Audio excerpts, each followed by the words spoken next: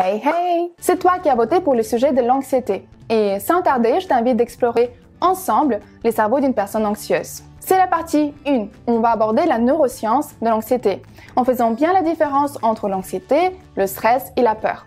Et dans la partie 2, tu vas voir ce que tu peux faire pour calmer ton cerveau anxieux. Waouh, c'est quelle intro, j'ai déjà dit plein de fois le mot anxiété. Ça commence bien. Moi, c'est Uliana, psychologue cognitiviste, et ma passion, c'est de partager des idées scientifiquement testées sur les cerveaux et qui aident à vivre en harmonie avec tes émotions. Du coup, je te dis bienvenue sur la chaîne dans les cerveaux d'une psy. Voyons d'abord la différence entre la peur, le stress et l'anxiété. Merci Alexandre d'avoir posé cette question bien utile. La peur est une émotion normale qui te donne de l'énergie pour réagir face au danger.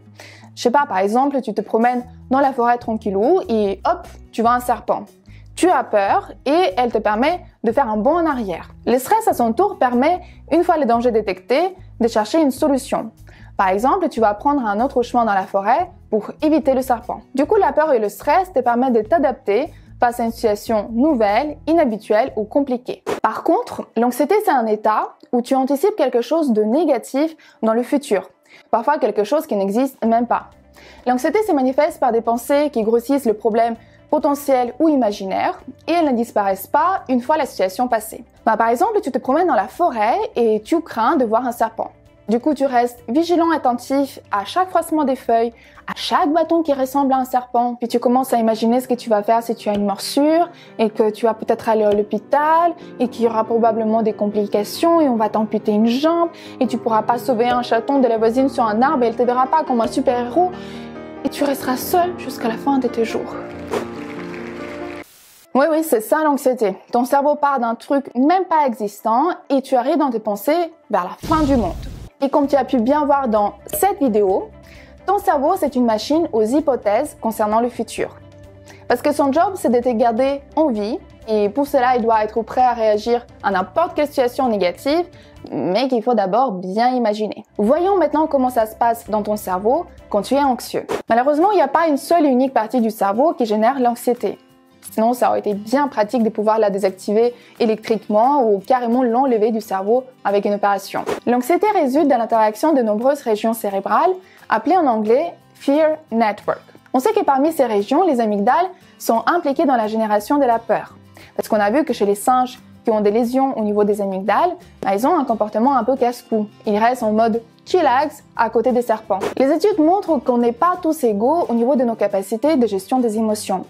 Il existe une vulnérabilité biologique où, dès la naissance, chez certaines personnes, les amygdales sont hypersensibles aux catécholamines, qui sont les neurotransmetteurs du stress. En 2014, les chercheurs ont même fait la découverte de ce gène qui semble être responsable pour l'anxiété sociale. Et en règle générale, si tes parents sont anxieux, alors tu as 3 fois plus de chances de l'être aussi par rapport à la population générale. Mais bon, tout n'est pas sans espoir. Je t'invite à rester connecté pour voir dans la prochaine vidéo ce que tu peux faire pour t'aider. Du coup, si on retourne à notre cerveau, tout va se jouer au niveau du lobe préfrontal, qui va soit amplifier, soit calmer cette anxiété. La partie qui va amplifier s'appelle... Alors, ça s'appelle comment ?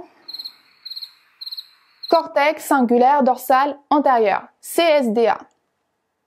Compliqué, cortex cingulaire dorsal antérieur. Bref. Par exemple, on observe qu'il s'active de manière importante chez des personnes anxieuses qui regardent un visage exprimant une émotion négative. Le CSDA va également favoriser la focalisation sur des signaux de danger et l'indifférence aux signaux de sécurité. Par exemple, pendant un exposé, la personne va plus se concentrer sur des visages de membres du jury qui ont l'air d'être distraits ou froids, plutôt que de regarder, de remarquer ou de se sentir rassuré par des visages qui sont souriants et attentifs. Et on a vu que dans certains troubles psychiques, comme par exemple dans les troubles de la personnalité borderline, intéressant, nouveau terme. Et on a vu que dans certains troubles psychiques, comme par exemple dans les troubles de la personnalité borderline, le CSDA tend à être suractivé et le cortex préfrontal ventromédian, qui en temps normal calme les signaux envoyés des amygdales, est sous-activé. Et du coup, ça fait que ces personnes ont du mal ou ils n'arrivent même pas du tout à calmer leur anxiété de manière autonome. Et justement, dis-moi dans les commentaires ce qui te rend anxieux et aussi ce que tu fais pour te rassurer.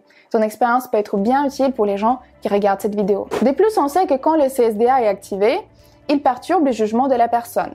Par exemple, les personnes anxieuses vont avoir tendance à plus percevoir les odeurs neutres comme mauvais ou voir une émotion négative sur un visage neutre. Une découverte que j'ai trouvée particulièrement intéressante est que les personnes anxieuses détectent plus vite les changements au niveau des expressions sur le visage, mais elles font plus de fautes dans le décodage de ces derniers.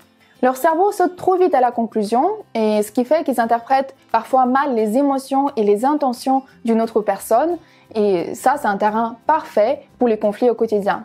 Et justement, si tu souhaites savoir comment contourner ce piège et mieux communiquer avec les autres, je t'invite à regarder cette vidéo. Une idée importante à retenir est que si tu es quelqu'un de nature anxieuse, alors sache que ce que tu penses que les autres pensent ou ressentent peut ne pas être tout à fait juste. Et du coup, si tu souhaites savoir comment faire pour équilibrer tout ça dans ton cerveau et mieux gérer ton anxiété, alors je t'invite de te reconnecter à cette chaîne dans 3 semaines pour une nouvelle vidéo. Et en attendant, n'oublie pas de viser le progrès et pas la perfection. À très bientôt.